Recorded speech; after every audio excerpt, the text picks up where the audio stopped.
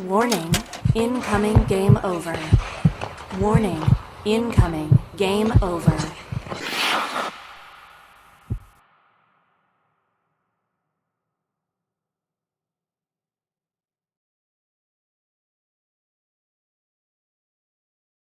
Oh, technology is failing me today. But I'm just so excited because the Calgary Flames officially begin their rebuild. And it's going to be an interesting one because some of the names we expected to move did end up moving. Some of the names we hoped would move didn't end up moving. So it's kind of some of the moves we liked, some of the moves we didn't like. But at the end of the day, this is what Craig Conroy and the Calgary Flames front office seem to do best. My name's Conrad Krausert, joined by Anand Unnithan. Anand, I think a mixed bag of feelings for a lot of Flames fans today. Yeah, 100%. You know, it seemed like the Flames were gonna do nothing right until 1 o'clock. Then 1 o'clock hit, and we were like, okay. They acquired somebody. We'll talk about that in just a moment. They acquired somebody who we didn't know what the purpose was, and now we slowly kind of understand what their purpose is. And then no other insiders said the Flames were originally done at 1 o'clock either, so we knew something was coming. And then it came a big splash, but still, like you said, a couple of moves that haven't been made, uh, which we'll talk about as well in just a moment. But yeah, whirlwind of day for Flames fans. Yeah, and so let's break this down because as Flames fans, we know that this trade deadline and the Flames rebuild are more than just the moves that happened in this last week. Let's go all the way back to January 18th, a few days before my birthday, 8 days, where the Flames move Rasmus Anderson, an expiring contract, getting out of town, where the Flames and Craig Conroy, I think, got a heck of a deal. Bringing in Abram Weeb, who has been lighting it up in the NCAA, in addition to Zach Whitecloud, who a lot of people thought would be a piece that would move today, and Vegas's 2027 first overall pick, conditionally, and a 2028 second round pick, conditionally. Retaining 220 or 2,275,000 on the Anderson contract as well. So now looking in hindsight, I like this deal a lot more than I did at the time. It truly has grown on me. I think Zach Whitecloud, obviously we didn't move him this trade deadline, still has 2 years left on the deal, or is in year 4 of 6. Is he going to be a long-term solution for the Flames? Who knows? I've been relatively impressed with him. Of course, would love to see a few more points in the forms of assists for Whitecloud. Um, but it seems that Craig Conroy and his amateur scouting department have hit another one. Maybe not for a home run, but a solid double in Abram Weeb. He's been named since his acquisition has been named player of his NCAA division 3 times, defensive player of the month as well. So looking back now at the start of this rebuild, I think this Anderson trade really set off a pretty good stock for the Calgary Flames. 100%. And one other note, talking about Abram Weeb, the Flames are hoping to get him signed. He's an unsigned player. So, like you said, Conrad, if you want it to be a full home run, I think we are about the 90% mark. You got a good player in White Cloud, what it seems as of right now. And if you want to hit the knock on the park, then you would think that the Flames will need to resign Abram Weeb sometime soon before he hits free agency in the NCAA. But I think great piece of work overall, and I think that's where, like you said, it started for the dominoes to fall. Yeah, you're probably running this one out for 2 instead of hitting it for 6. World Cup of cricket on and all. But then we have another minor move, of course. Jeremy Poirier exchanged for Gavin White. Two 23-year-olds who are kind of not developing the way either team wants. We can kind of just call that one a wash. White hasn't really been a factor, as I understand it, this year down with the Wranglers. Anyways, so let's move on to the next big trade. I didn't think this trade needed to happen, but it seems the Flames front office evaluated Mackenzie Weegar and said, you know what? he's in year 3 of 8 and we're already seeing a regression. Maybe it's time to move on. Trade him over to the Utah Mammoth. I was going to call them the hockey club, but no longer that. In exchange for Oli Mata, who is in year 1 of 3 of his deal. Another young player, this time the signed Jonathan Castangia, I believe is how we're going to say it. And a trio. Castagna. Castagna? That's what. Sounds good. It's the Italian names I always struggle with, and I do another sport that has a lot of Italian Canadians in it. It sucks. But 3 seconds. Obviously, a lot of Flames fans were hoping for a first, but I think in hindsight, you get those 3 seconds, and you have to remember that Rangers' second rounder this year is effectively a first rounder. It's going to be in the top 3 picks of that, or top 5 picks of that second round. And hey, who knows where that Sens pick is going to go? Because that is a bipolar team. Obviously, we saw them just steal the Flames' lunch money the other night. But hey, again, it's not a home run by any stretch of the imagination. I think you would have had to have that Utah 2027 first for a lot of fans to consider that a home run. But again, solid work by Craig Conroy and co. Yeah, especially Mackenzie Wegan, he would have probably been on the bottom of the trade list for anybody, especially how he struggled last year. You can almost think of the Anderson example, where he struggled last year. The Flames shied away from moving him, but realizing that Mackenzie Weger was struggling, realizing they could move 5 years out and not even retaining on Mackenzie Weger is solid piece of work. Also, Conrad, from what I've heard, like it could be a dream come true this year, perhaps. One of the picks of the second round pick from maybe either the Ottawa Senators or New York Rangers. You could probably use it to get the phenomenal twins in Medicine Hat Tigers, the Marcus Ruck and Liam Ruck. So yeah, we'll see if that becomes the case, then you can say Conroy has hit a home run. But definitely right now, solid pace, Yeah, 100% a player. Marcus Ruck, obviously, I think if you get one of them, you probably want Marcus, but you're cutting hairs between the two. I remember seeing him back at, of course, the tournament that we both do coverage for, the Circle K, when he was back with the Okanagan Hockey Academy back in 2023. And hey, that's him participating as a 16-year-old and picking up 14 points with a team that, for a CSSHL squad, was not one of the heralded teams coming into that tournament. And goes to the Gretzky Hlinka Cup last year and picks up 4 points there. So that's the end goal for Craig Conroy, is picking up both of the twins. Of course, that's only looking at Marcus, not looking at his brother Liam. And hey, there's another Ruck floating out in the ether there as well. But if you're using that late round pick and early second round selection to pick up both of them, I think that's pretty solid work. But again, that's projecting a little bit from both of us. But yeah, solid double in the Uyghur trade. And hey, Oli Mata is a serviceable NHL defenseman.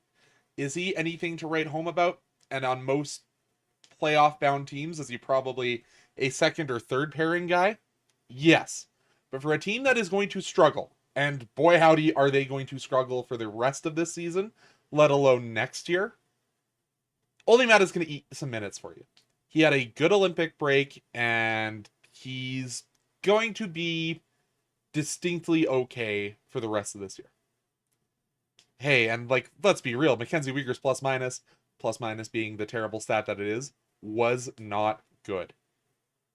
And I know you're selling low on that goods, but if you figure this regression is what Mackenzie Weegar is, getting out of that $6+ million contract probably looks good moving forward. Going to take a break here and answer a question from Mr. Watts. Hello, Conrad and Anand. Why do you think this trade was approved by Murray Edwards in Switzerland, even though he nixed the first trade for the first round that ended up in Toronto, there is a I don't think Murray Edwards wants to trade with Toronto as long as he lives, after the whole charade that went on with former Flames and current, for now, Toronto Maple Leafs general manager Brad Treliving. I think there's some bad blood between ownership groups there. So I think that's why it was nixed. And I assume you're talking about the Kadri rumors. Because Toronto did free up a bunch of cap space. They freed up enough to theoretically get Nazem Kadri as their big fish to try and save their season. But yeah, I don't think Murray Edwards will be making a trade with the Toronto Maple Leafs as long as they both shall live. Especially in giving them a name to have them push for the cup. I think you might see some minor league deals go on between the two, but I think that's a bridge that the Toronto Maple Leafs burned, whether they knew it or not. Your thoughts, Anand? Am I kind of hitting that one true? I don't know if it was I don't know which team was actually next. I did hear reports. I think it's Kipperus of the Toronto market. I'm just gonna go back and double check again. Um, I know that they next one of the trades. Du- du- du. Oh, This is and we when. do have the conditions, just so you know, Anand, as you look. But continue. It's an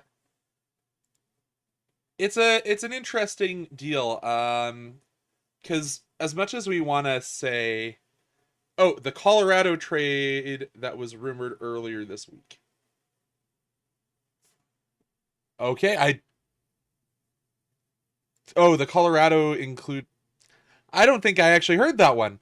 Yeah, but I could be wrong. Yeah, it was on my show. I wrote it down somewhere if I can But find regardless, it. I don't foresee that Toronto being involved ever. Mentioned Toronto, so they took the first rounder that we were going to get originally, but then Colorado sent it to Toronto for Roy. Okay. Okay, I found it, Conrad, if I may quickly. Mhm. So this came from Marco D'Amico. Yes, actually this morning. So Nazem Kadri front ownership is unwilling to retain on his deal, which significantly limits the market for him. Believe the Flames had a deal in place with the Avalanche, but with the retention taken off the table, the Avs pivoted to Nick Roy. Tough spot for Craig Conroy. So I don't know Okay. how it ended up being retained again, but apparently the Flames now are okay to retain 20%. Based on that, I would assume that the Flames are going to have to retain 50%. And understandably, I don't think Murray Edwards wanted that. And to be honest, I don't think Craig Conroy wants to hamstring his salary cap for the next 3 years to that degree. Retaining only 20% allows you to maintain your salary cap on your own a little bit better. And hey, that could signal we're going to take big swings at Cale Makar when he becomes available. I know some guys over at some Farm Flamer podcast talked about how they want that as well. Of course, talking about my friend Mike Gould over on that certain other station. But I think that retaining 20% for an ownership group is a lot more to stomach, or is a lot easier to stomach than 50%. So as this trade got done, which allegedly was at around 11:30, and it took a lot longer for the trade call to go through and the conditions maybe to be finalized. Um, I really think that was where this one got down to. Al Grundo, we'll talk more about this deal because we haven't even talked about that trade yet. But why did they allow the trade to go through after the deadline? This is kind of a relic of days past and the future, and how the NHL handles these things. It's like when you go to vote. If you are one of those people that goes to vote late, as long as you're in line before the cutoff time, you're still good to go. It just needs the resources from the league to become available. So the trade was in before that cutoff time. Allegedly, the same happened with the Oathman trade, which we will get to in a second. Of course, we have to talk about the trade that kind of came out of nowhere for a lot of Flames fans, and that is the Flames trading a 7th round pick to the Anaheim Ducks to pick up 2 years of Ryan Strome, the 32-year-old center. And hey, I think this is a pretty tidy piece of work. Ryan Strome will be a guy in a very bad Flames team who will go and win some faceoffs. Like if you look back at his stats when he was with the Islanders and the Rangers, and hey, I forgot that he played 18 games with that team up the Queen Elizabeth II Highway with the Oilers. This is a guy who's going to be able to be out there, take a lot of faceoffs, and provide a little bit of the leadership to a lot of these young guys. Because, hey, I think we're going to see some youth movement come through. Of course, we will be without Matt Vague-Ridden, I believe, for one game because he has to go play a game with the Wranglers. Because remember, they Technically, maybe he can go tonight. I know the Wranglers are playing tonight. He might play tonight and maybe tomorrow in Coachella, and we'll see him next week. We'll see. We'll have to see. Of course, they removed that paper transaction rule. That I know you had talked about it briefly. If they had done it before 3 p.m., if I'm not mistaken, if they had done it before 3 p.m. Calgary time, Graham wouldn't have had to play an AHL game. There was that exception tonight. So because the transaction got done after 3 p.m., he'll have to go play a game with the Wranglers. And hey, I don't think they're going to do the thing that the Oilers did with Breadman, where he plays one shift and then sits for the rest of the game. But yeah, he is. I think there's similar method to the madness. And hey, Matt Vay's had a little bit of a. I think he's holding his stick a little too tight. In the NHL level, so maybe let him go down, score a few goals in the A, and then bring him back up. And of course, the Wranglers need to win some games heading in to try and make the AHL playoffs. So maybe he can help in that regard as well. But back to the Strome deal. What are your thoughts? Like, aging center, obviously. Contract being $5 million helps the Flames hit the floor. So I know that was kind of a conversation. And isn't having a great year in Anaheim. 33 games played, 3 goals, 6 assists, only 9 points, 27 PIMs. Ugh. So obviously the Ducks unloading an unwanted asset, and let's have your thoughts, Anand. When it came out of nowhere, I was like, okay, 32-year-old Sander, it's not making sense. I don't know what the plan is, what that they're gonna do. Then slowly it started making sense. So I think you could easily, if he has a decent somewhat year to finish up the season, so next 20 games or so, then maybe you can look into flipping him next season. That's my only thing. I don't see a long-term fit for Randstrom here. I think he'll play 82 games for the Flames, get traded the next deadline, be a center that someone can bring in and play their way into a playoff spot. I think it's probably going to turn a 7th pick into a 4th round pick if he has a good year with the Flames. And that's completely fine asset management to me, especially considering the 7th rounder wasn't even in this draft. It's in the next draft. So if you're going to view it in the long term as a 7th round pick, probably for a 4th round pick, we'll see. Possible, yeah.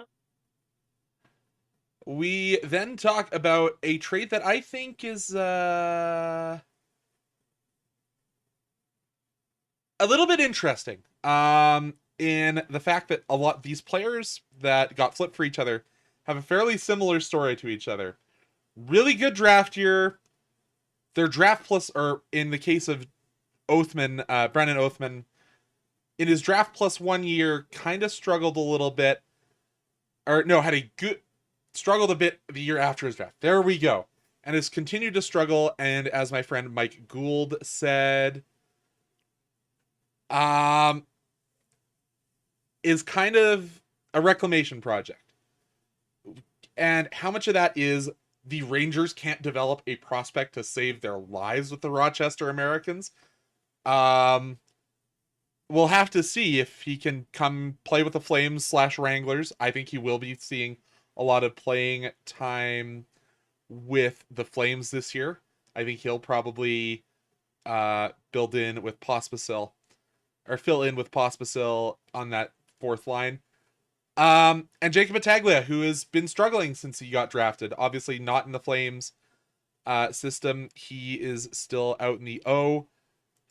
Who knows what that will go through, because his year with Flint this year, after he got flipped from the Frontenacs, has not been to the level that you expected. Only 16 points in 22 games for the former Flames. So flipping a guy that was in a first round selection in Oathman for a guy who was a third round selection in the same draft is interesting. And Oathman can play center, so who knows what that brings. What are your thoughts on this, Anand? Obviously, you don't watch a bunch of Ontario Hockey League. Neither of us do, but I mean, I see clips of it here and there, so I don't watch it fully like I do the Flames or the Wranglers or so what. But yeah, I think it's gonna be just a fresh scene for both these players. I heard just before hopping on live show on this one, I heard from Craig Conrad that he might be looking, especially Oatman, he might be looking to play more Wranglers minutes than the Flames, but there will be moving parts, of course. So we'll see how that goes. But yeah, definitely interesting prospects wise. and interesting things going on our chat. But again, this is probably just swapping of guys who need a change of scenery in both regards. Of course, Battaglia has 2 more years on his deal, and Oathman's entry level is expiring this year. I had it up here. Is he ARB eligible? Nope, just a straight up restricted free agent. So let's continue.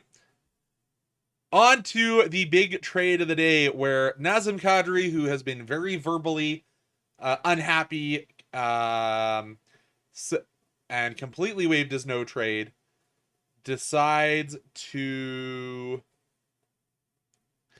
go back to where he won his ring. Him and a fourth round in 2027 going to the Avs. Coming back is Victor Olofsson, who is an expiring contract left winger. Maximilian Curran, who we just heard from Craig Conroy, who is actually getting shut down due to shoulder surgery. So you won't be seeing him in his draft plus 1 year with the Oil Kings. And 2 selections. Of course, these we now have, thanks to Ryan Pike, know the conditions of this. The 2027 first goes to if the 2027 first rounder goes to Toronto, Calgary gets Colorado's 2028 first rounder, top 10 protected. If it is top 10, which it could be, hey, especially if they lose a guy like Cale Makar to free agency to Calgary, Calgary gets an unprotected first round pick in 2029. So that can's kicked a little bit further down the road than I would like. But if the 2027 first rounder doesn't go to Toronto, it's okay. So, and here's This is too much English for me to understand right now. If Colorado's 2027 first rounder is top 10, Toronto gets Colorado's 2028 first rounder, and Calgary would get Colorado's 2029 pick instead. As far as the second round pick, it's the better of the second rounders in 2027. So, basically, if it's a top 10, if Colorado's 2027 is in the top 10, no, Colorado retains it. Then Toronto will get the 2028, Calgary will get the 2029. But if it doesn't, Toronto gets Colorado's 2027. Calgary gets the 2028 top 10. And then if they're in the top 10, they get the 2029. It's a lot of conditions there. Thanks to Ryan Pike for sorting that all out. But at the end of the day, I think getting out of approximately $5.6 million of Nazem Kadri's contract, because there was that 20% retention, I think is good, because we saw one of the most bipolar years of Nazem Kadri. And you pick up a guy whose contract's expiring. If he plays well, give him a short-term deal and flip him. If he's not great for the Flames, free agency, you just viewed it as the way to make the numbers work.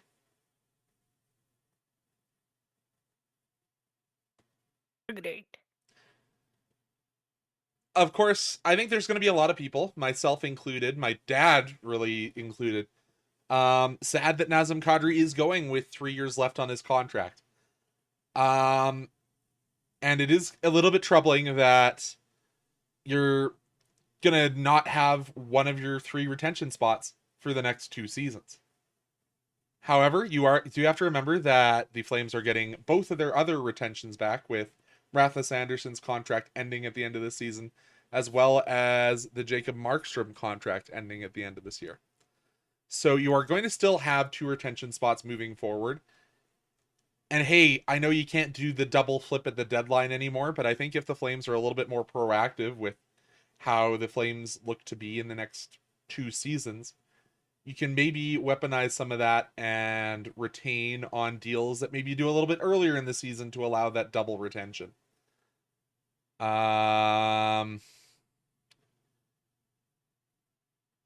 But what are your full thoughts on this trade, Anand? You know, I think it's once again a solid piece by Craig Conroy. I know Kadri wanted to go chase a Stanley Cup playoff. Yet once again, he wanted to be with a better team. And I know there was reports from Darren Dreger that he was going to be disappointed or not happy with the team if they couldn't find a trade partner for him. So in that way, business side, I think it's good. But at the same time, maybe because he had like a 3-year deal, I would have maybe liked him to stay, maybe to complete the season at least, just to show base to the other players coming in, just bit of a veteran. I would have maybe seen Coleman moved, and that was the highest person that was gonna be moved. But we didn't see him move. So maybe a little surprised that Conrad got it done, but a solid job regardless. Yeah, you mentioned the one guy that doesn't move today, and Blake Coleman. I think a lot of people are surprised that one of the bottom 3 defenders in Bahal, Hanley, or potentially one of the other guys on the back end, I think Kevin Ball might have been the only one who was safe, didn't move from the Flames. So I wonder if them kicking the can so far. Perek. Yeah, I think Perek went without saying. It's tough. I think that with Coleman, the Flames kicked the can a little bit too far down the road and forced Dallas to make other moves today. Like, if we look at the Dallas Stars trades today, like, I think they picked up who did they pick up? Bunting, to fill that need. And yes, I saw the question about Super Chat. We don't have the subscriber numbers to hit Super Chats yet. But it's yeah, I think the Flames just waited too long. Instead of setting the market came to them, and other teams decided, if number one, you only have that one retention spot, and if you're waiting this long to know what's going on, we don't have any certainty, so we're gonna go other places. And hey, I don't think Blake Coleman's going to be as pouty as Nazem Kadri would be about not getting moved. So I think that's probably the reason the Kadri trade happened instead of the Coleman trade. But again, it's just I'm a little upset that both didn't, because number one, you need to make way for some of these young guys. Of course, we're going to see more Matt Vagriden this season, but I think there's a lot of other guys in the system. But I think there is. I hate to use this, but I think there's formulations of a plan for this Calgary Flames squad going forward. The one trade I was like, I understand why they didn't trade Pahal if you're trying to make White Cloud happy for the rest of the season. But the fact that the Flames didn't decide to move a guy like Joel Hanley kind of makes me scratch my head. Especially because you just brought in another veteran in Oli Mata. So what, are you gonna send Pahal down to the minors and hope he doesn't get claimed on waivers? Maybe that's what you do and keep him around in the team. We're going to see Joel Hanley play a lot more minutes, I think. I think that third pair is going to start to see a lot more balanced ice time now that you don't have Uyghur or Anderson to eat the minutes. But what are your thoughts, Anand? I have to think about the defense pairings. I haven't had full thought. As much as I want to see Parek get more minutes with the squad, I don't know if it will happen right away. They'll continue to use maybe the word of load management on Parek. So you might see a mix of Olimata, you might see a mix of Hanley, you might see a mix of Breda Pahal, all kind of mix in there. I don't think we'll see a consistent D group till the end of the season. I think there will be a lot of changes, fluid. Even like yesterday, Ball and White Cloud didn't have much of a great game either. So yeah, I don't think it will. Yeah, there will be a lot of movement from both ends. Even forward group also, we are expecting to see quite a few changes. We'll see. Uh, but yeah, I don't think we'll see any consistency for the rest of the season, which I think will make it tough for chemistry, which will make it tough for consistency, and the Flames will struggle, to put it simply in simple terms. Matt C with a good question. Do you think, or this is Mr. Watts, I apologize. Matt C has a good question as well. Mr. Watts saying, do you think Hunter Brustevich gets called up for the rest of the season? I think he's going to be with the Wranglers for the rest of this year. Yeah, I don't think there is space right now for him. Yeah, the logjam just got a little bit too much. Regardless of the fact that I thought he was one of our best guys on the right-hand side. I think you needed to move out Pahal if you wanted Brustevich to be with the big club, and they did not. Matt C saying maybe nobody wanted Hanley or Pahal. I see no issues if either is out on waivers. To build on that, yeah, the only reason I don't love if Pahal leaves, him being White Cloud's roommate, and keeping him in his happy place. But hey, I don't think we need to talk about the Flames locker room culture anymore. Because if the locker room culture was as good as the Flames front office claims it was, we wouldn't have seen Kadri want out. We wouldn't have seen Uyghur instantly waive his no trade clause. I think there was more going on behind the scenes than we get to know about as fans. And also, should we trade Coleman in the offseason or wait to see if yet next year is a continued rebiggle? I'd like to see Blake Coleman get traded at the draft. I'd like to see Craig Conroy learn from his mistakes with Rasmus Anderson, because he had better trade proposals on the board in the offseason at the draft and decided to hold the player. And, you know,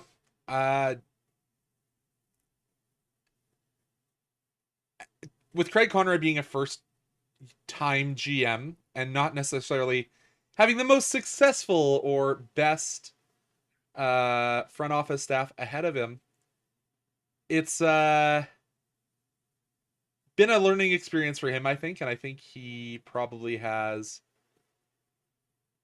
learned trial by fire for a lot of this year, and I think he's building up on that.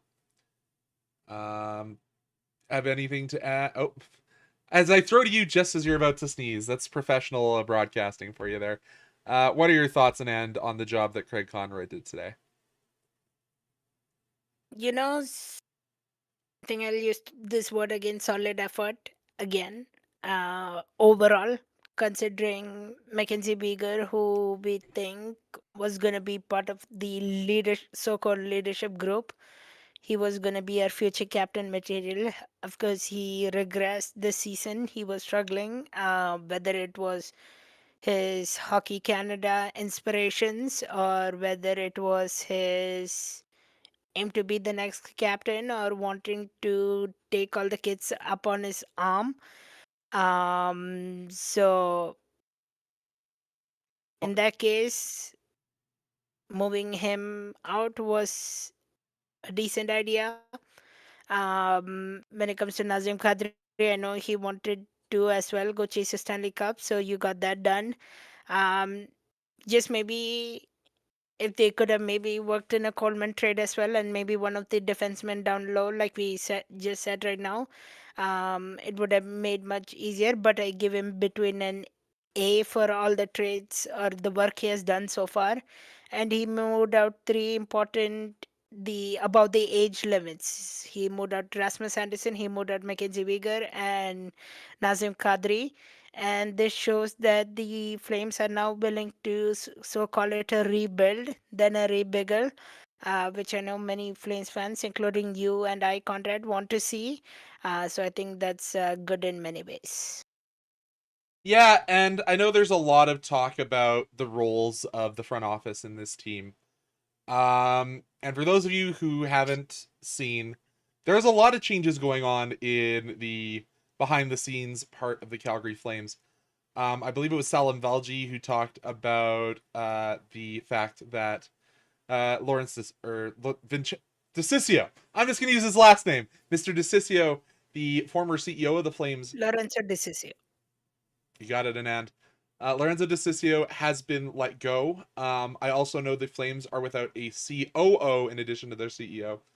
So the higher ups are changing. Um, Everything I've heard leads me to believe that we are going to see more front office changes in the off season. Of course, that's only speculation and rumor, so I don't want to go too in depth into that. But I think that in addition to the changes we're seeing in the on ice product, we are going to see additional changes to the behind the scenes staff as well.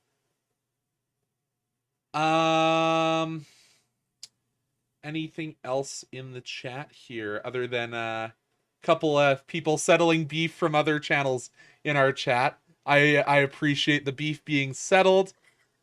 KQ with the comment that Coleman and White Cloud are great leaders for the kids. Blake Coleman's been there and I think is a more positive day in, day out guy from everything that I've seen than Naz was, with him being kind of hot and cold. White Cloud also has a cup. And as we've seen, CSEC is more than willing to trot him out to all sorts of events, especially ones that involve our First Nations around this city. Yeah, he did one family public skate at the Seven Chiefs Arena a couple days ago. I didn't go to it personally, but I did. I do know that there was a huge crowd. He also was at Jack Carter Chevy a couple weeks ago, signing autographs. So and yeah, he has kind of become the and face. for the Every Child Matters game with the Hitman, he was out on the ice doing the Oh ceremonial yeah, that face off. Now has some Calgary Flames related beadwork. Like, I don't know. It seems to be he is well liked by this front office staff, and hey, the PR people as well. Um, but overall, if you were to grade the performance of the Calgary Flames in the trade department this year. And what overall grade do you give them? Wait, you're putting me on the spot, Conrad. I Okay, Um, I'll give you my answer. I'll give you some time to think. I think this was a solid B plus. Am I blown away by some of the returns you got for Kadri or um, for Uyghur? I'm not blown away. Are they good? As I said, solid doubles. Craig Conroy didn't hit any home runs in this trade period. So I don't think I can go any higher than a B plus. I would have liked to see a few more of these picks have a few less conditions as well. But I think the Flames waited a little bit too long. That's my only critique of Craig Conroy and what he built this year. If the Flames had set the market instead of waiting for the market to come to them, I think the returns probably are a little bit better. So I'll let you give your answer now. I'll go for a B on the trades that they have done. I would like to see one of either Coleman, one of Hanley, one of Pahal to be moved. Maybe even a Lomberg if you found offer that you couldn't deny, but he's gonna be here. Second thought, like you said, Conrad, maybe they waiting a bit longer. I heard on Sportsnet 960. Actually I had classes this morning, and then I was driving back home to come do this show with you. But when I was listening to it, maybe what if they traded Coleman before his injury? Maybe that would have given maybe a better chance, better look at a Coleman trade. Uh, but especially getting like Mackenzie Weegar, not retaining on him, and doing a solid work there, getting couple round picks back. Even Azim Kadri, knowing that he wouldn't be happy staying here with the Flames longer, I think that's solid piece of work. But yeah, if they had maybe capitalized it a little bit more early, or one or two of maybe Lomberg, Breda Pahal, Joel Hanley, and even Coleman, if they were removed, it would have raised my grades. But yeah, around B, I would give it. We got a couple more questions in the YouTube chat, and then I think we'll call it. I know you're going to do a little bit more of a discussion on your individual YouTube tonight. Do you think the Flames are trending in the right directions while the Oilers are beginning to trend down? That was one a little bit earlier that we saw. I actually thought the Oilers did, as much as I'm loath to give them any credit, I do believe that they potentially got a little bit closer to what they need. I think the acquisition of Dixon and Colton Dock for this year does give them a lot better value than they had in Andrew Mangiapane. Oh my god, does that signing look terrible? And I think that Only they're concern I would put out on Oilers is maybe their goaltending, which I know they wanted to kind of solve it, going from Skinner to Jarry and vice versa. But I don't think they did any goaltending wise either at this trade deadline. So I think they're stuck with what they have, I was and kind of we'll see how. shocked. I was kind of shocked that they didn't take the flyer on Devin Levi, who is apparently being dangled by the Sabres. But maybe that was just they didn't have any assets that this vastly improved Sabres team wanted. But yeah, I think the Flames are doing their job to get worse to get better than the Oilers are doing of pushing themselves over the goal line. And then the other question I think we'll talk about, because I know a lot of people were sad that the older of Jerome's sons, Tej, was not included in the Utah trade. Do you think do you think that Craig Conroy has one of those second overalls that he got? Do you think he has that earmarked for Joe Aginla? Of course, Joe hasn't had the best draft year, it has to be said. Since he left the Oil Kings in 14 games, only 4 points produced and a plus minus of -5.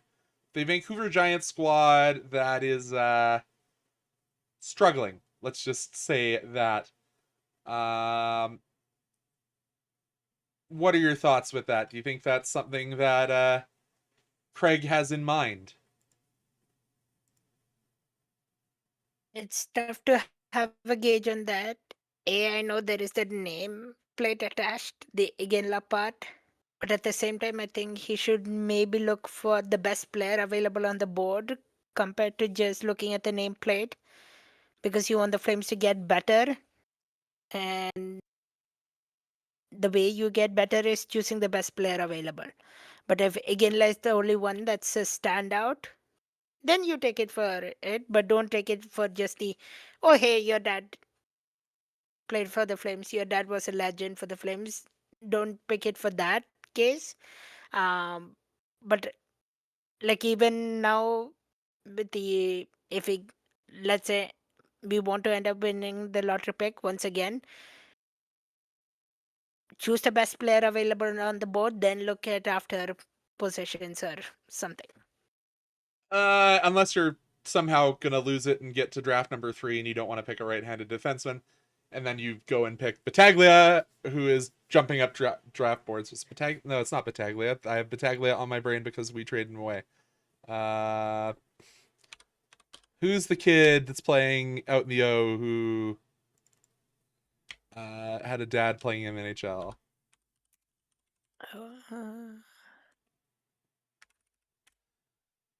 I should know this. Caleb Malhotra. That's the one I'm thinking of. Pick Malhotra, of course. Manny Malhotra. It's I think he's, if the Flames don't have the ping pong balls go their way, if it hasn't been rigged by the fact that the Flames are going to host the World Cup of Hockey, we'll see. But I think we're getting down the rabbit hole of draft picks. We will have lots of time to discuss that as this season goes along. Promise we will discuss that more and more as this Flames season rolls along. I don't know which one of us is going to host the next episode of Game Over. That was going to be a conversation because the Flames don't play until Monday as they head into Washington. No, they play tomorrow, Conrad. Oh! That's not on our schedule. Saturday. That's something I forgot.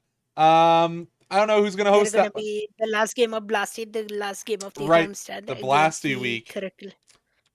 Against the Carolina Hurricanes. I won't be here. I'm at the High River Flyers banquet. So I don't know if you are available, Conrad. If not, we'll take the show off. Oh, no, never mind. It is there. I just had the wrong date on it. So it will be me holding down the fort tomorrow as the Flames take on the Canes. Will the agony continue with how badly the Flames offense has been performing? We will see. We got a lot of questions there. Mr. Watts, please save those. Please ask those as we continue to go down whatever this season brings for the 2025-2026 Calgary Flames. I was wearing the Tank Commander jersey all day, hoping that we would get some of these moves, and we did. But for myself and Anand Unnithan, we will see you next time on Game Over Calgary.